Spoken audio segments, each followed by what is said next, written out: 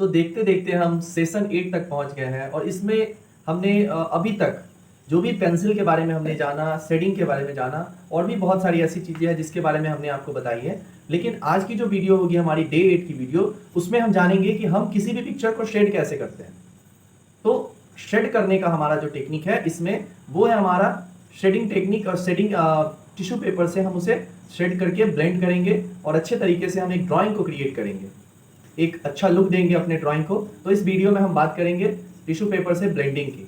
तो ये वीडियो थोड़ा सा लंबा है, आप लास्ट तक देखें और जो भी आपके प्रॉब्लम्स हैं उनको आप कमेंट सेक्शन में हमें बताएं।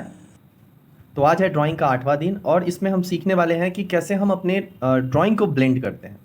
जैसे पिछले क्लास में हमने आपको बताया था कि हम hatching, cross hatching, tissue paper and clothes, brushes, fingers and paper stamp की मदद से हम अपने ड्राइंग्स को ब्लेंड करते हैं। तो हमने पिछली जो डे 6 की वीडियो थी वो हमारी थी हैचिंग एंड क्रॉस हैचिंग पे। लेकिन अब जो हमारी वीडियो होगी जो डे 8 की, उसमें हम टिश्यू पेपर की मदद से अपने ड्राइंग्स को ब्लेंड करेंगे। तो यहाँ पे हमने एक ड्राइंग को बनाया है जो कि टिश्यू पेपर से ब्लेंड करके हमने बनाया है। तो आज हम सीखेंगे इसके प्रोसेस को, हम किस तरह से अपने ड्राइंग को ब्लेंड करते हैं और उसे एक 3D लुक देते हैं। तो अभी हम एक ड्रॉ कर लेते हैं। तो यहाँ पे है हमारा एप्पल। तो एप्पल जो बनाते हैं हम, ये हमारे लिए एक तरह से बहुत ही इजी होता है ड्रॉ करना। सबसे पहले हम इसके प्रोपोर्शन को समझते हैं। एप्पल की लंबाई चौड़ाई जो भी है हम उसे पहले समझते हैं और उसके बाद हम इसे ड्रॉ करते हैं।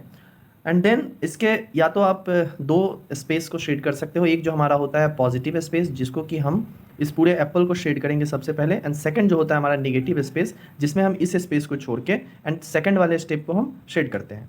तो आज हम दोनों एक साथ कंप्लीट करेंगे। जैसे जो शेडिंग हम देंगे, अब हम यहाँ से शेडिंग को स्टार्ट करते हैं। एक बैकग्राउंड को कंप्लीट करते हुए अपनी शेडिंग को स्टार्ट करते हैं, जो कि हमारा बेसिक प्रैक्टिस भी होगा इससे, और इससे हम अपने ड्राइंग को बेहतर भी बना सकते हैं।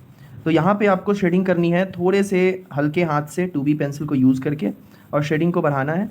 और जो रेफरेंस पिक्चर है हमारा वो है ये। इसमें जो शेड इफेक्ट है, जो हमारा लाइट सोर्स है वो राइट से है। तो इसमें हम राइट से लाइट सोर्स को मानेंगे और लेफ़्ट साइड को हम शेड करेंगे। बट इसके लिए हमें फोरग्राउंड ये हो गया हमारा। बैकग्राउंड को हमें जब डार्क करेंगे, हल्का सा शेडिंग देंगे, देन आपको लगेगा कि हाँ हमारा पिक्चर जो है वो थोड़ा सा पहले से क्लैरिटी में आ गया है। ड्राइंग को अच्छे से कर लेंगे। हालांकि सबसे इम्पॉर्टेंट होता है हमारा ड्राइंग। आप जितना लाइट ड्रॉ करते हैं आप उतना अच्छा ड्राइंग को आप बना सकते हैं। जैसे अगर आपकी ड्राइंग्स लाइट है, देन अगर कभी गलत होती है, उसमें ड्राइंग्स में बहुत सारी गलतियाँ होती हैं, उस गलतियों से हमें सीखना है। और आप जितनी गलतियाँ करोगे आप बस उसे सुधारना है उसको। आप जितना गलतियों को सुधारोगे आप उतना ड्राइंग को सही कर पाओगे। लेकिन अगर गलतियाँ इतनी बड़ी हो जिसे कि हम सुधार नहीं सकते हैं, जैसे कि अगर आपने पहले ही बहुत ही ज़्यादा डार्क कर दिया है पेपर को, देन आप अपनी गलती को नहीं सुधार सकते हो।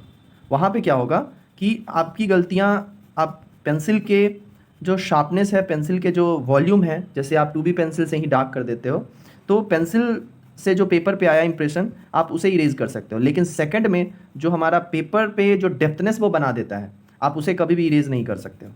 आपके एक पेपर के साथ साथ दूसरे तीसरे पेपर भी आपके डार्क हो जाएंगे, डेप्थ हो जाएंगे, जिसमें कि आप वैल्यू को ऐड जब भी करोगे तो आप उतनी वैल्यू नहीं दे पाओगे जितना आप चाहते हो। जैसे हम आपको अभी बताएंगे थोड़ी देर में कि हम किस तरह की गलतियाँ करते हैं ड्राइंग्स में। अक्सर हम ड्राइंग्स जब बनाते हैं देन हम बहुत ही डार्क कर देते हैं। तो डार्क हमें नहीं करना है अपने ड्राइंग को लाइट ही रखना है और धीरे धीरे उसके वैल्यू को आपको इंक्रीज़ करना है। तो जैसे हम यहाँ पे अभी बना रहे हैं, तो यहाँ पे हम फ्रंट और बैक दोनों की शेडिंग को एक साथ लेके चल रहे हैं। अब हम इसे टिश्यू पेपर से मर्ज कर देंगे।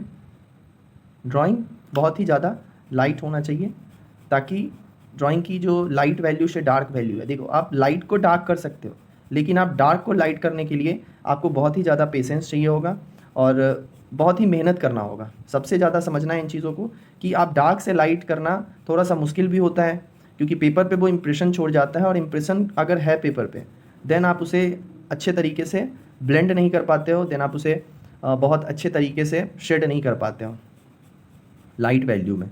तो लाइट वैल्यू करेंगे, बट धीरे धीरे हम अपने ड्राइंग को डार्क करेंगे। ये वीडियो थोड़ा सा हो सकता है कि लंबा बन जाए, बट आप अगर वीडियो को लास्ट तक देखोगे देन आपको समझ में आएगा कि इसमें हम किस तरह की वैल्यूज़ को ऐड करते हैं, किस तरह से हम शेड करते हैं, किस तरह से ब्लेंड करते हैं, और आप भी इसे अच्छे से सीख सकते हो। ये हमारा फर्स्ट लेयर हुआ, आप बोल सकते हो। जैसे दीवार को अगर आप पेंट करवाते हो तो आप सबसे पहले वाइट सीमेंट से किस तरीके से दीवार को पेंट करते हो, देन उसके बाद आप कलर का first coat and then second coat चलाते हो। अगर आप वॉल पुट्टी के बारे में अगर जाने तो वॉल पुट्टी में पहले पुट्टी करते हैं, देन 3-4 बार उसको, देन हमें ड्राइंग्स में भी वही चीज़ें ज़रूरत में आती हैं। आप जब ड्राइंग्स कर रहे होते हैं देन आपको जितना ज़्यादा से ज़्यादा आप ओवरलैप कर सकते हो वो आपको करना है। तो यहाँ पे हम ले लेते हैं टिश्यू पेपर। टिश्यू पेपर को एक फ़ोल्ड देंगे जिससे कि वो रेक्टेंगल, दूसरे फोल्ड में वो स्क्वायर बनेगा एंड तीसरे फोल्ड में ये ट्रायंगल बनेगा। ट्रायंगल बनने में इसको आगे से थोड़ा सा मूव करना है, थोड़ा सा मोड़ देना है, क्योंकि ये जब थोड़ा सा ऊपर का पार्ट रहेगा देन आप इसे अच्छे से होल्ड कर रख पाओगे, आपका हैंड यहाँ से स्लिप नहीं होगा। तो इस चीज़ को हम पूरे को ब्लेंड करते हैं। सबसे पहले जो भी हमारा टोटल शेडिंग है उस शेडिंग को हम ब्लेंड करते हैं, तभी जाके ये स्मूथ शेडिंग आएगा। अब जैसे यहाँ पे एक देख रहे हो कि यहाँ पे किस तरीके से हमारे एक डार्कनेस आ गए हैं, एक इफ़ेक्ट यहाँ पे जनरेट हो गया है। इसे अब हम कैसे ठीक कर सकते हैं, तो इसको हम डार्क करके ही ठीक कर सकते हैं, क्योंकि जहाँ पे भी डार्कनेस है उस डार्कनेस को आपको ठीक करने के लिए आपको उतना डार्क करना होगा। ड्राइंग्स में हुई गलतियों को ठीक करने के लिए आपको कुछ ज़्यादा डार्क करना होता है। अब 2B को यूज़ करने के बाद हम थोड़ी सी शेडिंग को बढ़ाने के लिए हम 4B का यूज़ करते हैं। तो 4B पेंसिल जो है हमारा वो थोड़ा सा डार्कनेस देगा 2B से थोड़ा सा ज़्यादा, और हमने पहले पेंसिल को पेपर पे घिस रखा है। देन इससे क्या होगा, हमारी जो वैल्यू होगी शेडिंग की वो थोड़ी सी ज़्यादा इम्प्रूव होगी, थोड़ी सी जो डार्कनेस है वो थोड़ी सी बढ़ेगी, एंड बीच का जो गैप हमारा बचा हुआ था हम उसको कवर अप कर पाएंगे। तो इन चीज़ों को देखना है कि हम कितना बार अपने ड्राइंग को ओवरलैप करते हैं। अगर हम 4 से 5 बार ओवरलैप करते हैं तो इसका मतलब ये नहीं कि आप भी अगर 4 से 5 बार ओवरलैप करो देन आपके ड्राइंग्स वैसे ही हो जाए जैसे कि हम बनाते हैं। ये सब एक्सपीरियंस पे डिपेंड करता है, और जो आपका हैंड पावर है, जो आपने मेहनत की है अपने ऊपर, जितने टाइम अपने बेसिक पे दिया है। बेसिक की अगर बात करें तो जो बेसिक हम आपको बताते हैं डे 1, डे 2, डे 3 में हमने जिस तरह की बेसिक के बारे में चर्चा की है, तो सेम बेसिक आपको बनाना है। बाकी जो जिन लोगों ने वीडियो नहीं देखी है अभी तक पहले की वीडियो, वो आप वीडियो में लिंक डिस्क्रिप्शन में है, और डिस्क्रिप्शन से आप एक किसी भी वीडियो पे डायरेक्ट क्लिक करके देख सकते हो। तो किस तरह से हम इसकी वैल्यू को ऐड कर रहे हैं, इन चीज़ों के बारे में इसके बारे में हम कंटिन्यूसली आपको बताते जा रहे हैं। तो जैसे 2B पेंसिल के बाद हमने जो 4B पेंसिल को यूज़ किया है, वो 4B पेंसिल हमारा थोड़ा सा वैल्यू को इंक्रीज़ करके दे रहा है हमें। एंड यहाँ पे हमने किसी तरह के फ्रेम को यूज़ नहीं किया है। जैसे फ्रेम इन द सेंस कि जो हमारा ये ड्राइंग का है, जैसे हमने इसमें फ्रेम को बनाया है ये एक बॉक्स के अंदर, तो इन चीज़ों को हम बाद में करेंगे। किस तरह से इसे बनाते हैं वो हम आपको बताएंगे। शेडिंग जो होगी हमारी वो एज अ हैचिंग होगी। हैचिंग को ही हम शेड करते हैं। कहीं कहीं हम हैचिंग के बीच में अगर हम गैप छोड़ देते हैं तो वो हमारा हैचिंग मेथड हो जाता है, लेकिन अगर उसी हैचिंग को हम पेपर से ब्लेंड कर देते हैं वो हमारा हो जाता है शेडिंग। पेपर से ब्लेंड करो, टिश्यू पेपर, क्लॉथ से ब्लेंड करो। हमने पिछले वीडियो में उन सब के बारे में आपको इन्फॉर्मेशन दे दी है कि किस तरह से हम अपने ड्राइंग को ब्लेंड करते हैं। अब जितने अच्छे से आप ब्लेंड करोगे और जितना ओवरलैप करोगे आप उतने अच्छे रिज़ल्ट तक पहुंचोगे। जैसे आप देख रहे हैं कि पहले से इसकी वैल्यू जो है वो हल्की सी डार्क हो गई है, और इसी तरह से हम अपने वैल्यू को धीरे धीरे धीरे धीरे बढ़ाते चले जाते हैं, और फिर हमें एक टाइम पे लगता है कि हमारा जो ड्राइंग है वो लगभग कंप्लीट हो चुका है। एक्चुअल में अगर बात करें तो ड्राइंग कभी भी कंप्लीट नहीं होता है। कभी भी हम ऐसा ना सोचें कि हमने 100% इसे कंप्लीट कर दिया है। आप जब भी अपने ड्राइंग को देखोगे आपको ऐसा लगेगा कि इसमें कुछ तो बाकी है, कुछ कमी है इसमें। बस वो कमी जब आपको दिखे देन आप उसे कंप्लीट करो, और जितनी ज़्यादा आप प्रैक्टिस करोगे आपको उतने रिज़ल्ट्स अच्छे मिलेंगे। जैसे अगर मान लो कि आप किसी एक चीज़ पे कमांड करते हो, जैसे हमने ये वाला ड्राइंग जो बना रहे हैं हम, ये हुआ हमारा स्टिल लाइफ। मतलब किसी चीज़ को सामने रख के देख के आप बना सकते हो, या कोई भी ऐसी चीज़ जो अपने स्थान से इधर उधर नहीं जा सकती है बिना किसी फोर्स के, बिना किसी मूवमेंट के। अगर आप उसे कहीं उठा के इधर उधर रख देते हो देन वो मूव करेगा, अदरवाइज़ वो जहाँ है वहीं रहेगा। तो ये हुआ हमारा ऊपर का लेयर, इसने हमने इसमें बैकग्राउंड को दिखाया है। देन अब हम बात करते हैं इस एप्पल के फ्रंट की। अगर हम देखें यहाँ पे तो ये हमारा ड्राइंग है, और ये क्लियर आपको दिख रहा होगा। समझने की चीज़ यहाँ पे ये है कि जिस शेडिंग को हमने यहाँ पे दिखाया है, हम उससे थोड़ी सी शेडिंग को इंक्रीज़ करके यहाँ पे दिखाएंगे। डायरेक्ट हम 2B से हमने शेडिंग किया, तो हम डायरेक्ट 4B और 6B से शेडिंग कर सकते हैं, क्योंकि जो हमारा रेफरेंस पिक्चर है हम आपको यहाँ पे रेफरेंस पिक्चर को दे देंगे। जब भी आप इसे प्रैक्टिस करेंगे देन आपको समझ में आएगा। आप ड्राइंग्स को देखें और साथ में प्रैक्टिस करें तो आपको समझ में आएगा कि रेफरेंस पिक्चर ज़रूरी क्यों होता है हमारे लिए, या फिर रेफरेंस इमेज ज़रूरी क्यों होता है। नॉर्मली आप लोग एप्पल अगर ड्रॉ करने को बोलें तो आप जो बचपन से ड्रॉ करते आ रहे हो उसको ड्रॉ कर लोगे, बट इस एप्पल को ड्रॉ करने में हमारा जो मेन समझने वाली चीज़ें हैं वो है हमारा shade and light. Shade and light को हम इसमें समझ सकते हैं। जितना आप स्टिल लाइफ को ड्रॉ करोगे उतना आपको शेड एंड लाइट की वैल्यू समझ में आएगी। अगर आप स्टेप आगे बढ़ जाते हो बिना पीछे के प्रैक्टिस को किए हुए, देन आपको रिजल्ट्स अच्छे नहीं मिलेंगे।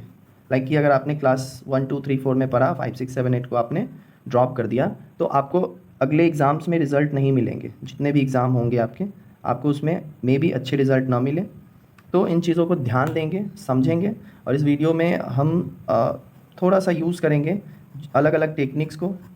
जैसे कि टिश्यू पेपर हमने बताया था, हम टिश्यू पेपर के साथ क्लॉथ्स को भी यूज़ कर सकते हैं, क्योंकि क्लॉथ जो है हमारा वो भी सेम है। टिश्यू पेपर जिस तरह के शेडिंग्स को दिखाता है यहाँ पे, हमने भी टिश्यू पेपर और क्लॉथ्स के शेडिंग को लगभग सेम टू सेम अचीव किया है, दोनों अलग अलग तरीक़ों से। तो हम चाहे तो टिश्यू पेपर को भी यूज़ कर सकते हैं, हम चाहे तो क्लॉथ्स को भी यूज़ कर सकते हैं। क्लॉथ्स मैंने बताया कि किस तरह के कपड़े आपको यूज़ करने हैं ब्लेंडिंग में। आपको कोई भी सूती कपड़ा का टुकड़ा लेना है जो कि बहुत टाइम से यूज़ में है, नया नहीं लेना है। नए कपड़े अगर आप लेते हो देन आप उतना अच्छा नहीं कर पाओगे, बिकॉज उसमें कुछ केमिकल्स होते हैं जो कि बहुत ही हार्ड हो जाते हैं, जो हार्ड कर देते हैं कपड़े को। देखो अब जो ये वैल्यू जो हुई हमारी, ये पहले से थोड़ी सी डार्क होगी। अब इसमें हम 4B का यूज़ कर लिए, अब हम यूज़ करेंगे इसमें 6B। 6B पेंसिल को थोड़ा अच्छे तरीके से हम यूज़ करेंगे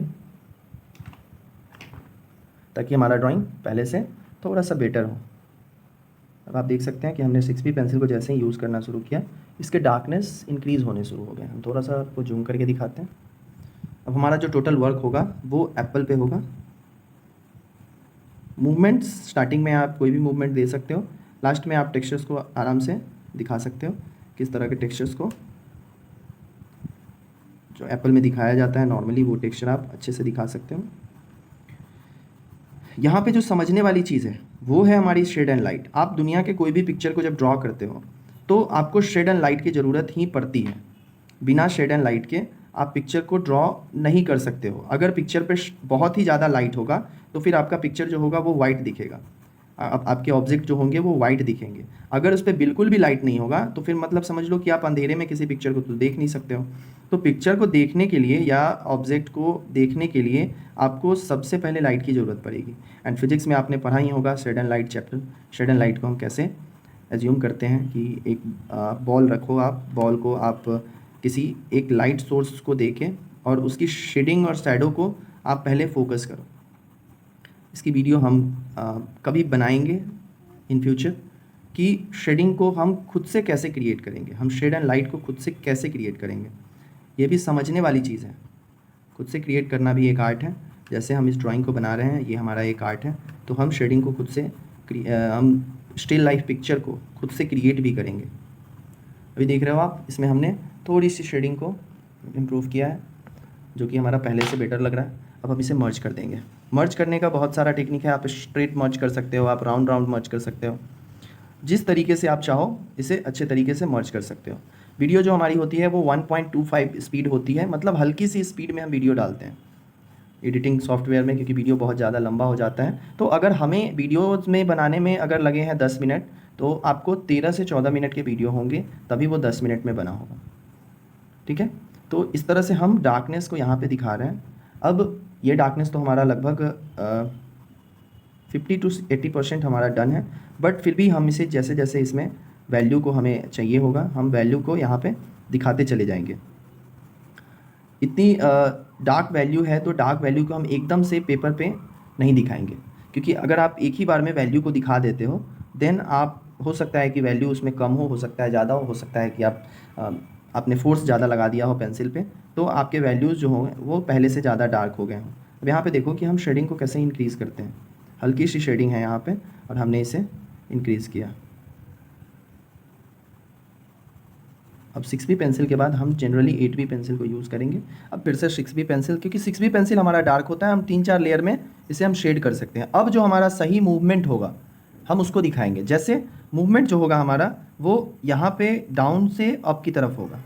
अगर हमारी पेंसिल दोबारा से इस पर नहीं घिस रही है, अभी आप देख रहे हो कि ये डार्कनेस ले रहा है अपने ऊपर, तो अगर ये डार्कनेस यहाँ से नहीं ले रहा है तो हम इसे क्या करेंगे, पेंसिल को चेंज करेंगे। जैसे 6B की जगह हम 8B पेंसिल को यूज़ करेंगे।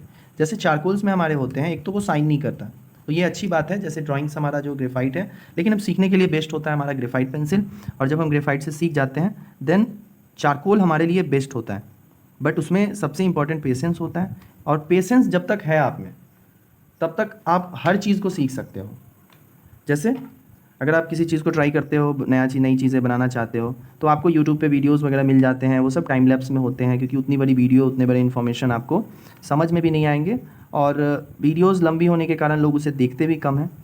बट जो भी मेन इन्फॉर्मेशन हमारा होता है, जो भी हमारे टिप्स एंड टेक्निक्स होते हैं, हम उसे फॉलो करते हैं, और उसे फॉलो करते हुए अपने पेशेंस को डेवलप करते हैं। आप जितना पेशेंस लगाओगे अपने ड्राइंग्स के अंदर, आपकी ड्राइंग्स उतनी अच्छी होगी। पेशेंस अगर आप में नहीं है तो आपकी ड्राइंग्स बहुत ही ज़्यादा अच्छी नहीं हो पाएगी। तो अभी हम यूज़ कर रहे हैं 8B पेंसिल, और 8B पेंसिल से जो मूवमेंट है हमारा उसको हम देने की कोशिश कर रहे हैं। और ये अप एंड डाउन इस तरह से मूवमेंट है, ये हमारा रियल मूवमेंट हुआ जो हमने पिक्चर के अकॉर्डिंग दी है। थोड़ा सा टाइम लगेगा इस पिक्चर को कंप्लीट करने में, बट ये बनने के बाद कुछ ज़्यादा खूबसूरत लगेगा, जैसे कि हमने आपको स्टार्टिंग में दिखाया था, या फिर आप अभी भी देख सकते हो कि ये कुछ इस तरह से बनेगा। ठीक है, तो यहाँ पे जो समझने वाली चीज़ है, हो सकता है कि अब हम डार्कनेस को एज्यूम नहीं कर पा रहे हैं, देन हम अपनी वैल्यूज़ को थोड़ा सा और बढ़ाएंगे, देन हम ड्राइंग्स की वैल्यू को। अब देखो यहाँ पे जो पेंसिल पकड़ने का हमारा तरीका है वो अब तरीका चेंज हो रहा है। जैसे पेंसिल हमने स्टार्टिंग से जब हम कर रहे थे तो हम नज़दीक से पेंसिल को पकड़ रहे थे, लेकिन अब 8B पेंसिल से हमें 6B की शेडिंग को देना है, क्योंकि 6B पेंसिल पे 6B पेंसिल दोबारा से वो अच्छे से मर्ज नहीं हो पा रहा है, अच्छे से चल नहीं पा रहा है, और हमें यहाँ पे थोड़ा डार्कनेस चाहिए। अब इस डार्कनेस को हमें दिखाने के लिए हमें पेंसिल को, या तो उस पेंसिल को बहुत ज़्यादा हेवी प्रेशर दे के चलाना होगा, या फिर हमें इसी पेंसिल से थोड़े कम प्रेशर से, और क्योंकि इसकी वैल्यू तो 6B से ज़्यादा है, 8B की जो वैल्यू होती है वो 6B से ज़्यादा है, तो जो डार्क वैल्यूज़ है हमारी उसमें हम आपको, सबसे इंपॉर्टेंट चीज़ है कि डार्क वैल्यूज़ को हम लाइट अगर करना चाह रहे हैं तो फिर हम किस तरीके से करेंगे। हम अपने प्रेशर को कंट्रोल करेंगे, अपने हैंड को कंट्रोल करेंगे, एंड देन हम जो बना रहे हैं वो हमारा जो चाहते हैं हम उसको अचीव कर पाते हैं। अब देखो जो यहाँ पे जो ध्यान रखने वाली बातें हैं वो है कि हम जब भी इस तरह की ड्राइंग्स को बनाएं तो स्टार्टिंग में फर्स्ट में क्या होता है कि हमारा पेपर वाइट होता है, तो वाइट होने की वजह से कहीं पे हमारे हैंड में कहीं पे गंदगी नहीं लगती है। गंदगी कहने का मतलब कि जो शेड होता है हमारा, जो हम शेड को दिखाते हैं वो शेड हमारी नहीं लगती है। बट जैसे जैसे हम इसमें शेडिंग के लेयर को ऐड करते हैं ये पेपर हमारा ग्रेफाइट से भरते चला जाता है, और जब जैसे जैसे ये ग्रेफाइट इसमें ऐड होते चला जाएगा तो हमारे हैंड के जो ये वाले पोर्शन होंगे, ये जो दोनों पोर्शन होंगे, ये हमारे पेपर पे होते हैं। तो इस दोनों पोर्शन को आप देख रहे हो, ये थोड़ा सा ब्लैक ब्लैक दिख रहा है। तो इसके लिए हम क्या करते हैं कि एक कोई सा भी पेपर यूज़ करते हैं, जैसे कि जो पेपर है हमारे पास हम इसी को यूज़ करेंगे अपनी ड्राइंग्स में। तो हमने ले लिया है ये पेपर। अब हम इससे क्या करेंगे कि इसको हम ड्राइंग के ऊपर रखेंगे, और ड्राइंग के ऊपर रख के, और जब हम इसको शेड करेंगे देन हमारे हाथ में जो ग्रेफाइट पहले लग जाते थे वो अब नहीं लगेंगे। तो ये अच्छा है हमारे लिए कि जो भी गलतियां हैं हम उसको पहले से ही ध्यान में रखेंगे। जो नए सब्सक्राइबर हमारे जुड़ रहे हैं उनको बहुत बहुत धन्यवाद, और हम चाहते हैं कि वो स्टार्टिंग से हमारी वीडियोस को देखें, और डे 1 से लेके अभी तक हमने डे 8 तक वीडियो बनाई है, और हम इसे कोशिश करेंगे कि एक सीरीज़ में बनाएं, डे 30-40 जितना भी है, जब तक हमें नहीं लगता है कि हमें अब एक सेशन को ख़त्म करके और अब हमें इन्फॉर्मेशन देनी चाहिए। जैसे इन्फॉर्मेशन इन द सेंस कि अलग अलग टिप्स एंड टेक्निक्स। अब फिर से हम इसको ब्लेंड करेंगे। ब्लेंड हमें करते रहना होगा, क्योंकि जितना आप ब्लेंड करोगे ना आपके ड्राइंग्स के वैल्यूज़, आप उतने ज़्यादा वैल्यू इस पर ऐड कर पाओगे। तो ये ब्लेंड करने के साथ साथ हमारा ये पोर्शन जो हो रहा है ये डार्क हो जा रहा है, और दूसरे पोर्शन, अब जैसे इसी से हमें लाइट टोन इधर देना है, इसको हमें मर्ज करना है, तो हम इसी डार्क वाले एरियाज़ को कवर अप करके हम इसे ब्लेंड कर सकते हैं। पहले हम जब डार्क वाले एरिया को कवर करेंगे देन हमारे जो टिश्यू पेपर है उसमें थोड़े से डार्कनेस आ जाएंगे। अब जैसे ही इसमें डार्कनेस को हमने ऐड किया देन यहाँ पे हम बिना शेड किए हुए अपनी शेडिंग को दिखा सकते हैं। अब जो हमने ये बनाई इसमें हम आपको ध्यान से देखने की चीज़ है कि इसमें हमने इरेज़र का कहीं पे यूज़ नहीं किया, बट अब हमें लगता है कि हम इरेज़र का यूज़ करेंगे। तो आर्टिस्ट के लिए जो ज़रूरी इरेज़र होता है वो होता है हमारा टॉम्बो मोनो 0। तो ये इरेज़र है बहुत ही अच्छा है एक आर्टिस्ट के लिए, एक बिगिनर आर्टिस्ट के लिए। लेकिन अगर आपके पास फ़िलहाल इरेज़र नहीं है देन आप क्या करो कि ऐसे वाले रबर जो अप्सरा के रबर आते हैं उनको ले लो और इनको एक ट्रायंगल शेप में आपको कट कर लेना है। इस शेप में आपको काट लेना है और काटने के बाद आपको किसी भी पेंसिल में इसको लगा देना है। किसी भी पेंसिल को आपको ले लेना है 3B 4B 5B एंड लगा के, और आप इसे अब यूज़ कर सकते हो, आप मोनो 0 की तरह यूज़ कर सकते हो। जैसे अभी आप देख रहे हो कि हम इसे कितने अच्छे तरीके से यूज़ कर पा रहे हैं। बट हाँ, पेंसिल जब भी यूज़ करोगे वो भी एक हमारा मूवमेंट होगा, वो भी जैसे हम इरेज़र को जब आप यूज़ करोगे तो वो भी हमारे पेंसिल के जैसा ही चलेगा। जैसे यहाँ पे हमने यूज़ किया, अब हमें इस डार्कनेस के ऊपर लाइट इफेक्ट देने हैं। अब ये हमेशा याद रखिएगा कि जहाँ भी बहुत ज़्यादा डार्कनेस होता है वहाँ पे लाइट इफेक्ट आता ही है, लाइट इफेक्ट ज़रूर आना है उस जगह पे। और ये हल्के फुल्के जो हमारे शेडिंग है जिनको कि हमें नहीं देना था और ये गलती से यहाँ पे आ गए हैं, इनको भी हम लाइट करेंगे। तो लाइट करने का मतलब है कि आपको ऐसा नहीं कि इरेज़र लेना है और मिटा देना है, आपको सिंपली इसे समझना है कि हम इसे लाइट करेंगे कैसे। जैसे हम पेंसिल से डार्क किए हैं एक स्टेप बाय स्टेप वे में, वैसे ही हम अपने ड्राइंग को लाइट भी करेंगे। हमने शेडिंग से अपने ड्राइंग को थोड़ा सा डार्क किया है या फिर हमने मीडियम टोन दिया है, देन इस टोन को हम लाइट वैल्यू करने के लिए हम पेंसिल, इरेज़र को भी हम पेंसिल की तरह ही यूज़ करते हैं। तो अभी हम यूज़ करेंगे फिर से 8B पेंसिल और यहाँ पे जो डार्कनेस बने हुए हैं इसको डार्क करके डेप्थ में दिखाएंगे। जैसे अगर मान लो कि हमारे जहाँ पे डार्कनेस होते हैं, जहाँ भी डार्कनेस आपको लगे कि ये पोर्शन जो है हमारा ये डार्क है, तो वो एरिया आपके पेपर के अंदर चला जाएगा। जैसे अभी आप यहाँ देख रहे हो कि हम यहाँ पे थोड़ा सा डार्कनेस इंक्रीज़ कर रहे हैं इस पोर्शन पे। तो जैसे हम इस पोर्शन को इंक्रीज़ करेंगे ये लगेगा जैसे कि ये पेपर के अंदर चला गया। अब इस स्टीम को एक तरह से बोल सकते हो क्योंकि इसमें पत्ते लगे होते हैं, इसे हमें शेड करना है, इसे हमें डार्क करना है। तो हम इसे एक बार में डार्क कर सकते हैं अगर चाहे तो, फिर 2B पेंसिल 3B पेंसिल जिसकी मदद से भी आप करना चाहो, बट हमें लगता है कि हम एक बार में इसे अचीव कर सकते हैं। बट हाँ, एक चीज़ याद रखना है कि हर डार्कनेस के आसपास लाइट इफ़ेक्ट ज़रूर होते हैं, क्योंकि उस लाइट इफ़ेक्ट की वजह से ही हम पिक्चर को देख पाते हैं। अगर वो लाइट इफ़ेक्ट नहीं होगा तो हम पिक्चर को नहीं देख पाएंगे, अगर लाइट सोर्स नहीं होगा हमारा तो हम पिक्चर को नहीं देख पाएंगे। तो ये हुआ हमारा जो हमने धीरे धीरे करके इसमें शेडिंग को इंक्रीज़ किया। तो ये एप्पल को आप लास्ट तक वीडियो को देखेंगे देन आपको अच्छे से पता चलेगा कि अचीव कैसे करते हैं हम अपनी एक शेडिंग को। जिस तरह की शेडिंग है हम आपको ग्रे स्केल पे एक वीडियो तैयार करेंगे। हो सकता है कि नेक्स्ट क्लास में हम जो वीडियो तैयार करें वो ग्रे स्केल पे हो, ग्रे स्केल पे हम अच्छे से समझाएंगे और इस पिक्चर को भी हम उसमें इनपुट करेंगे। इस पिक्चर के थ्रू हम आपको ग्रे स्केल को समझाएंगे। ग्रे स्केल होता क्या है, उसे यूज़ कैसे करते हैं, शेडिंग में हम उसे कहाँ कहाँ यूज़ करते हैं। एक्चुअल में अगर देखें तो जो हमारा ग्रे स्केल है वही एक शेडिंग का जरिया है। जैसे जनरली हम पेंसिल से शेड करते हैं तो पेंसिल की एक वैल्यू होती है और उस वैल्यू के अकॉर्डिंग हम पेंसिल को यूज़ करते हैं। जैसे स्टार्टिंग में हमने 2B यूज़ किया, फिर हमने 4B यूज़ किया, फिर हमने 6B और फिर लास्ट में हम 8B यूज़ कर रहे हैं। तो जैसे जैसे हमारी वैल्यूज़ को हमें डार्क करने होते हैं, जैसे जैसे वैल्यू को डार्क करने होते हैं वैसे वैसे हम पेंसिल को यूज़ करते हैं। अब यहाँ पे अगर मान लो कि छोटे से हथौड़े से बड़े से कील को ठोकना होगा देना, ये तो आप नहीं कर सकते हो सकता है हथौड़ा टूट जाए। तो उसी तरीके से पेंसिल से जब आप कम पोटेंशियल वाली पेंसिल को जब यूज़ करते हो और उससे कोशिश करते हो डार्क करने की, जैसे 2B से आपने सोचा कि हम इसे 2B से ही डार्क करेंगे, देन वहाँ पे आप वैल्यूज़ को अच्छे से नहीं दिखा पाते हो। अब जैसे आप देखो कि यहाँ पे हमने ये कंप्लीट किया, यहाँ पे इसका बैकग्राउंड है, जैसे इस किसी न किसी बेस पे ये रखा होगा, हम इस बेस को क्रिएट करते हैं एंड देन यहाँ पे इसके शैडो को बनाते हैं। शैडो को बनाना बहुत इंपॉर्टेंट होता है और बहुत ही समझदारी के साथ हमें शैडो को ड्रॉ करना होता है। तो ये जो हमारा ड्राइंग है ये एक तरह से शेड एंड लाइट ही है। जैसे कि नॉर्मल बल्ब को हम देखते हैं, बॉल को देखते हैं, बल्ब से हम बॉल को देखते हैं। जैसे कहीं पे हम अपने ड्राइंग को रख देते हैं, कहीं पे हम अपने ऑब्जेक्ट को रख देते हैं और उस ऑब्जेक्ट को दूसरे लाइट सोर्स के सहारे देखते हैं। जैसे हम, तो अब हम इसके शैडो को क्लियरफाई करेंगे। शैडो जो है हमारा वो है लेफ़्ट डायरेक्शन में। देखिए शैडो को भी समझने की ज़रूरत है। यहाँ पे कुछ बच्चे क्या करते हैं कि ड्राइंग्स के शैडो में बहुत ही ज़्यादा डार्कनेस दे देते हैं। अब आपको डार्कनेस नहीं देना है, शैडो में बहुत ही ज़्यादा डार्कनेस नहीं देना है, क्योंकि अगर आप बहुत ही ज़्यादा डार्कनेस देते हो तो इससे क्या होता है कि आपके पिक्चर में उस तरह के इफ़ेक्ट्स नहीं आ पाते हैं जैसा इफ़ेक्ट होना चाहिए, उस तरह के इफ़ेक्ट नहीं आ पाते हैं, देन आपका पिक्चर ख़राब हो जाता है। तो इसके लिए आपको समझने की ज़रूरत है कि लाइट इफ़ेक्ट्स और शैडो ये तो ठीक है, बट जहाँ पे शैडो की बात आती है वहाँ पे आपको ज़रूरत से ज़्यादा डार्क नहीं करना है, काला नहीं करना है शैडो को। शैडो अगर आपके पूरे डार्क हो जाएंगे देन आपका जो ड्राइंग का जो मेहनत है वो ख़राब हो जाएगा, वो ख़त्म हो जाएगा, वहाँ क्लैरिटी उसकी चली जाती है। क्योंकि डार्क करने के लिए हम पेंसिल को इतना दबाव डालते हैं पेंसिल पे कि वो उस प्रेशर को दूसरे पेज में भी पहुँचा देता है और उससे हमारे ड्राइंग्स जो होते हैं वो डार्क हो जाते हैं, वो ख़राब हो जाते हैं।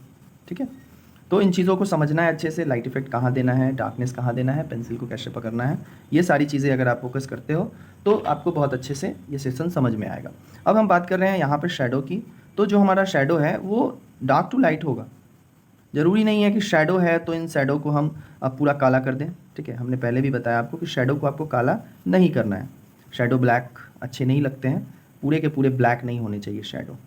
ठीक है, तो जहाँ पे ज़रूरत है, जैसे कि इस ऑब्जेक्ट के एकदम डाउन पार्ट में आप शैडो करो, आप डार्क करो और धीरे धीरे इसे आगे की तरफ ले जाके और लाइट में इसे मर्ज कर दो। ये सबसे अच्छा तरीका है आपके शैडो को ड्रॉ करने का। पहले आप 2B से ड्रॉ करो, फिर 3B से, फिर 4B से।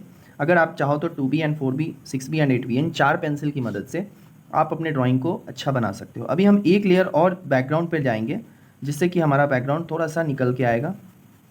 ये होगा हमारा 6B और 8B से हम अपने बैकग्राउंड को हल्का सा शेड करेंगे। अब इसमें हमें गैप को नहीं छोड़ना है। जो पहले हम गैप छोड़ देते थे जिससे कि हम गैप करके भर देते थे बाद में, तो वो गैप नहीं छोड़ना है। अब हल्की सी शेडिंग और जाएगी और ये थोड़ा सा पहले से डार्क होगा। ध्यान से देखेंगे इन चीज़ को कि किस तरह से हम अपने डार्कनेस को अचीव करते हैं। जिस तरह का डार्कनेस है हमें पहले उस चीज़ को अचीव करना है।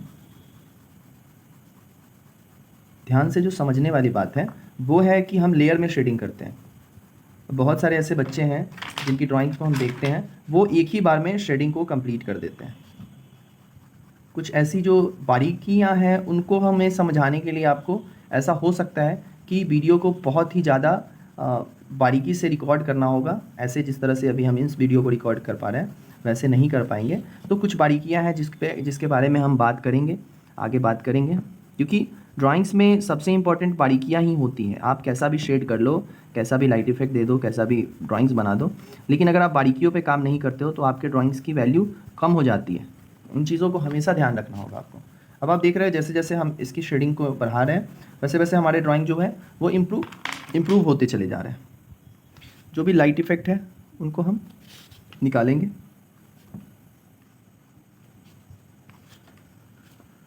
देखो ड्राइंग्स को बनाना बहुत ही ज़्यादा सिंपल है अगर हम उसके कॉन्सेप्ट को समझें तो। जैसे कोई भी आर्ट वर्क आप लेते हो, म्यूज़िक हो गया, सिंगिंग हो गया, डांस हो गया, तो आपको प्रैक्टिस करना होता है उसके स्टेप्स पे। अगर स्टेप वाइज आप चलते हो देन आप वहाँ तक पहुँच जाओगे। अगर आप कोई अच्छे डांसर को देख के और आप ये सोच रहे हो कि हमें भी वैसा ही डांस करना है वो भी 1 से 2 दिन में, तो ये पॉसिबल नहीं है। जैसा हमने बताया कि फर्स्ट टाइम जब हम अपने गुरु के पास गए, हमारे जो गुरु हैं वो PhD है, फैशन डिज़ाइनर, तो हम जब उनके पास गए तो हमने उनसे कहा कि मुझे ड्राइंग सीखनी है। देन उन्होंने कहा कि ड्राइंग्स ठीक है सिखा देंगे। मैंने कहा कितने दिन में सिखा देंगे। देन उन्होंने बड़ा अच्छा सा जवाब दिया कि हम तो 1 दिन में सारा कुछ बता देंगे, क्योंकि उनके पास सच में बहुत ज़्यादा नॉलेज है। हम नॉलेज की बात करें, हर तरह का नॉलेज है उनको। तो हमने सोचा कि इनसे बस एक सवाल है कि हमारा कि हम ड्राइंग्स कितने दिन में सीख सकते हैं। उन्होंने कहा कि ड्राइंग्स हम आपको 1 दिन में सारा कुछ बता देंगे। आप अगर प्रैक्टिस कर लेते हो 1 दिन में हर सारे कुछ का तो आप ड्राइंग सीख जाओगे। फिर उन्होंने समझाया हमें कि किसी भी चीज़ का एक प्रोसेस होता है और प्रोसेस को फॉलो करना सबसे इंपॉर्टेंट होता है। आप अगर प्रोसेस को फॉलो नहीं करते हो, आप डायरेक्ट सोचते हो कि हम एकदम वहाँ तक पहुँच जाए जहाँ तक हमने किसी को बनाते हुए देखा है, देन आप वहाँ तक नहीं पहुँच पाओगे। आपको ये चीज़ पहले समझनी होगी। प्रोसेस जो होता है हमारा वो हमारे लिए बहुत ज़रूरी होता है। बचपन से हम इस प्रोसेस को ही फॉलो करते आए हैं। डे 1 से लेके जो हम नर्सरी में पढ़ते हैं और धीरे धीरे हमारे क्लास जो होते हैं वो LKG, UKG और फिर बढ़ते चले जाते हैं। तो इसी तरह से हमारा सेम है। हम समझने की जो चीज़ें हैं ड्राइंग्स में वो यही है कि हमारे पेंसिल को हमें किस तरीके से होल्ड करना है। हम लाइट चलाना चाह रहे हैं तो हम नज़दीक से पेंसिल को पकड़ेंगे, हम डार्क चलाना चाह रहे हैं तो हम पेंसिल को दूर से पकड़ेंगे। बस यही चीज़ें जो है वो आपको ड्राइंग को सिखाती है।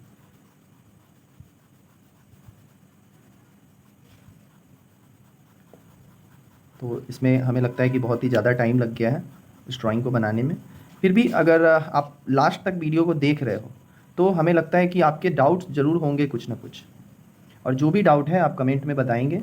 हम कोशिश करेंगे कि उसको अगले वीडियो में कवर अप करें। हम ये चीज़ हर वीडियो में आपको बताते हैं कि जितने भी डाउट्स हैं आप कमेंट सेक्शन में हमें अगर बताओगे तो हम उसे कवर अप करेंगे अगले वीडियो में, अगले सेशन में। तो ये लगभग हमने इसे कंप्लीट किया, बट थोड़ा सा होता है क्या है कि कैमरा के सामने आने के बाद जब ड्राइंग्स को हम बनाते हैं तो एक तो होता है जो हम फ्री टाइम में बनाते हैं, फ्री में एकदम हमें किसी चीज़ का कोई ये नहीं होता है कि हमारे पास कैमरा है। थोड़ा सा हेजिटेशन, कैमरे के सामने जब आप आते हो तो आप थोड़ा सा हेजिटेट होते हो, या फिर आपके डिस्टेंस जो होते हैं, आपके आर्टवर्क के और आपके डिस्टेंस जो होते हैं उनके बीच में कुछ गैप आ जाता है कैमरा बीच में आने की वजह से। बट फिर भी हम कोशिश करते हैं कि आपको सही इन्फॉर्मेशन दें, और जितने भी टिप्स एंड टेक्निक्स हैं ड्राइंग के हम उन सबको आपको बताएं, कवर अप कराएं, ताकि आप भी अच्छी ड्राइंग्स बना सकें। और ड्राइंग्स बनाने का एक पर्पस आपका होना चाहिए कि आपको सीखना है। अब ये नहीं कि ड्राइंग्स बनाना है और बनाने के बाद हमें उसे एक तरह से बिजनेस बना देना है या फिर जो भी है। बट एज अ हॉबीज़ अगर आप इसे सीख रहे हो तो आप पहले इसे अच्छे से सीखो, अच्छे से समझो, देन आप इसमें आप जो भी करना चाहते हो, BFA करना चाहते हो वो कर सकते हो। उसके बाद आप फैशन डिज़ाइनिंग, ऑटोमोबाइल डिज़ाइनिंग, या दुनिया में जितने भी तरह के डिज़ाइनिंग सेक्टर है आप किसी में भी जा सकते हो। बट हाँ, सबसे इम्पॉर्टेंट चीज़ है कि अधूरा ज्ञान लेके आप कहीं नहीं जाओ। आधा अधूरा ज्ञान लेके आपको पहले अच्छे से समझ लेना है किसी चीज़ को। आप जितने अच्छे से समझ लेते हो टॉपिक को, आप समझ लेते हो टॉपिक को, आपके टीचर आपको डिराइव करते हैं, समझाते हैं, तो उन सब चीज़ों को आपको समझ लेना है और प्रैक्टिस आपको कंटिन्यू करनी है। ठीक है, प्रैक्टिस में आपको चोरी नहीं करनी है। बहुत सारे ऐसे बच्चे होते हैं जो प्रैक्टिस में सोचते हैं कि चलो आज थोड़ा सा बना लिए, बात ख़त्म। तो ये थोड़ा सा से कुछ होने जाने वाला है नहीं, आपको जम के प्रैक्टिस करनी होगी। आप मेरे साथ जुड़ें तो प्रैक्टिस करें। ऐसा नहीं है कि आप बहाना बनाएं कि आज टाइम नहीं मिला, कल टाइम नहीं मिला। तो हम कभी कभी हो सकते हैं टेक्निकल फॉल्ट्स। अब आप इस वीडियो को अगर मान लो कि आप खुद से बनाने बैठते हो तो आपको इस पर पूरा टाइम देना है, पूरा फोकस करना है इस पर। अब ये नहीं कि आप 10 मिनट में बैठे और आप सोचें कि ये ड्राइंग कंप्लीट हो जाए, ऐसा आपको नहीं करना है। 10 मिनट में कोई भी ड्राइंग्स कंप्लीट अगर हो जाता तो सब आज के टाइम पे आर्टिस्ट बन जाते। तो ड्राइंग कंप्लीट ऐसा नहीं है कि 10 मिनट में नहीं होता है, लेकिन जब स्टार्टिंग में आप सीख रहे होते हैं तो आपको पूरा फोकस देना होता है। ड्राइंग्स बनने को 1 मिनट में भी बनते हैं, 30 सेकंड में भी आप ड्राइंग्स को बना सकते हो। तो वो डिपेंड करता है आपके प्रैक्टिस पे। लेकिन जब आप बिगिनर्स हो, हम आपकी बात कर रहे हैं, जब आप बिगिनर्स हो तो आपको एक सर्टेन टाइम देना होगा अपने ड्राइंग के पीछे, एक पार्टिकुलर स्पेस को मेंटेन करना होगा कि हमें इतना टाइम अपने ड्राइंग को देना है, और वो आपको देना ही होगा। बाकी जब आपका मन लग जाएगा फिर आप 2 घंटे 3 घंटे जितने देर आप बैठो, डजेंट मैटर। लेकिन आप जितना टाइम देते हो इसको, ये आपको उतना अच्छा रिस्पॉन्स देगा, ये आपको उतना अच्छा सिखाएगा, समझाएगा। तो आप पहले समय देना सीखो। किसी भी चीज़ को आप समय दोगे फिर वो आपको भी समय देगा। आप अगर समय नहीं देते हो, आप सोचते हो कि थोड़े से बैठेंगे और कवर अप कर लेंगे, देन यहाँ पे आपको टीचर भी कुछ नहीं सिखा पाएंगे। टीचर को सबसे इंपॉर्टेंट होता है प्रैक्टिस। जैसे मैथ्स पढ़ते हैं तो मैथ्स में डाउट होते हैं, डाउट उन बच्चों के होते हैं जो मैथ्स को अच्छे से बनाते हैं, समझते हैं, या उन बच्चों के नहीं होते हैं जो मैथ्स पढ़े ही नहीं, जिन्होंने क्वेश्चन ही नहीं बनाया। तो क्वेश्चन बनाने वाले जो बच्चे होते हैं, डाउट्स अक्सर उन्हीं के होते हैं। जो लोग क्वेश्चन नहीं बनाते हैं उनके डाउट्स 0 होते हैं। और ऐसा हर एक टीचर, हर एक बच्चों के टीचर ने उनसे एक बार ज़रूर कहा होगा। आप ये भी कमेंट में बता सकते हो कि आपके टीचर ने आपको कभी इन चीज़ों के लिए डांटा या फिर बताया या समझाया, ऐसा कुछ भी। वीडियो को अगर आप लास्ट तक देख रहे हो तो हमारी ये बात ज़रूर आप समझेंगे, और एक बार कमेंट में ज़रूर बताएं कि हाँ मैंने वीडियो पूरी देखी है, क्योंकि वीडियो बहुत ही ज़्यादा लंबा हो गया है मेरे हिसाब से। ये लगभग, वो तो एडिट करने के बाद मुझे पता चलेगा, एक्चुअली वीडियो को अच्छे से एडिट भी करना होता है, थोड़ा सा टाइम इसमें लग जाता है। बट फिर भी हम कोशिश करते हैं कि हम सही इन्फॉर्मेशन दें, सही तरह से आपको शेडिंग करना, ब्लेंडिंग करना, हर चीज़ को आपको सही सही तरीके से बताएं। ब्लेंड आपको करते ही रहना है। जहाँ भी आपको लगे कि वैल्यू को हमें ऐड कर देनी चाहिए, वहाँ पे ब्लेंडिंग अब बहुत ज़रूरी है। ब्लेंडिंग करने से हमारे जो ड्राइंग होते हैं वो रियल होते हैं। लास्ट में हमने बताया भी था कि पहले आप डार्कनेस को अचीव करो, देन उसमें आप शेडोज़ को दिखाओ, डार्कनेस को दिखाओ और मूवमेंट को दिखाओ। अचीवमेंट मिल जाने के बाद आपको उसके मूवमेंट को कंप्लीट करना है। जो शेडिंग के अचीवमेंट हैं हमने बताया आपको कि शेडिंग स्केल पे हम डिपेंड करता है कि कहाँ पे लाइट आ रहा है, कहाँ पे लाइट नहीं आ रहा है, तो इस हिसाब से हम शेडिंग को कवर अप करते हैं। और ये हुआ हमारा लगभग ड्राइंग डन। एक कपड़ा या फिर आप रख सकते हो अपने पास कुछ भी, ब्रश, बड़ा सा ब्रश भी रख सकते हो ताकि कभी लगे आपको कि आपका पेपर गंदा हो रहा है, देन आप उसे अच्छे तरीके से साफ़ कर लो। आपको हाथ से पेपर को नहीं झाड़ना है। अब बहुत सारे बच्चे हाथ चला देते हैं अपने पेपर पे, तो इसमें क्या होता है कि पेपर गंदा हो जाता है और उनके ड्राइंग्स ख़राब हो जाते हैं। जैसे कि आप ड्राइंग्स को बार बार टच नहीं करेंगे। आपका ड्राइंग्स भले ही कितना सुंदर बना है, डजेंट मैटर, बट आप उसे टच नहीं करेंगे, हाथ से छू के नहीं देखेंगे। अब ये तो होता है, अपने आर्ट वर्क को आप किसी को दिखाते हो तो वो एक बार ज़रूर टच करके देखता है कि ये असली है या नकली, मतलब कि ये प्रिंट आउट है या फिर तुमने सच में बनाया है। क्योंकि हमारा उनका पहला एक्सप्रेशन जो होता है वो यही होता है कि हैं तुमने बनाया है या फिर ये तुमने खुद से, या फिर ऐसा मतलब रिएक्शन उनका होता है। वो बहुत सारी बातें कहते हैं कि तुमने ये कैसे बना लिया, ये तो प्रिंट आउट लग रहा है, ये तो जीरोक्स लग रहा है। बट फिर उनको देखना होता है, इनको टच करके इसको, कि उन्हें कंफर्म होना होता है कि आपने शेडिंग कैसे दी है, इसमें आपने किस तरह के लाइट इफेक्ट्स दिए हैं। अभी जैसे थोड़ी सी पार्ट यहाँ पे बची हुई थी हमारी, फिर हम इसे 2B से शेड करेंगे और थोड़ा सा हम इसमें 6B ऐड करेंगे, क्योंकि जब कम शेड की पेंसिल से आप शेड करते हो और फिर डार्कनेस को इंक्रीज़ करते हो, देन इसके बीच में जो होता है हमारा वो शाइनिंग होता है। अब यहाँ पे हम क्या करेंगे कि अपने ड्राइंग को यहाँ पे इरेज करेंगे। इरेज करने का मतलब है कि जो खाली पार्ट है हम उनको इरेज करेंगे और इसे हम एक लुक देंगे। जब भी हम हैंड को फ्री करके चलाते हैं तो हमारे लाइनिंग इधर से उधर निकल जाते हैं, बट कोई दिक्कत नहीं है। अगर आपके ड्राइंग्स इधर उधर चले भी जाते हैं तो बाद में आप उसे अच्छे से इरेज कर सकते हो। सिंपल समझने वाली बातें हैं। अब हमें लगता है कि शायद हमारा D8 भी मिट जाएगा, बट कोई दिक्कत नहीं है। यहाँ पे हल्की सी शेडिंग हमें बाकी रह गई है, जो कि अगर पहले ये स्क्वायर बना होता तो ये दिक्कत नहीं होती, बट कोई दिक्कत नहीं है। आपने इसे भी एज्यूम कर लेना है। पेंसिल को हमने इस तरीके से पकड़ा है, डार्क पेंसिल से लाइट शेड देने के लिए हमने पेंसिल को थोड़ा दूर से पकड़ा है। तो इस तरह से हमारी शेडिंग कंप्लीट होती है। लास्ट तक वीडियो देखने के लिए बहुत बहुत धन्यवाद। और ऐसे ही बाकी वीडियोस के ट्यूटोरियल को आप देखें, और आपको जिस चीज़ पे वीडियो चाहिए एक बार आप कमेंट में ज़रूर बताएं, इफ़ पॉसिबल देन हम वीडियो ज़रूर बनाएंगे। ड्राइंग के बाद हमें साइन करना हर किसी को पसंद होता है। आज के लिए बस इतना ही। हमें लगता है कि आपने सही से शेड एंड लाइट को समझा होगा। जो हमारा शेड, जो लाइट वाला पार्ट है वो ये है हमारा, और जो हमारा शेडो है वो ये है डार्क, लाइट टू डार्क। तो इन चीज़ों को आपने अच्छे से समझा होगा। तो वीडियो को ज़्यादा से ज़्यादा शेयर करें अपने दोस्तों के बीच जो भी ड्राइंग्स को बनाते हैं। ठीक है, थैंक यू।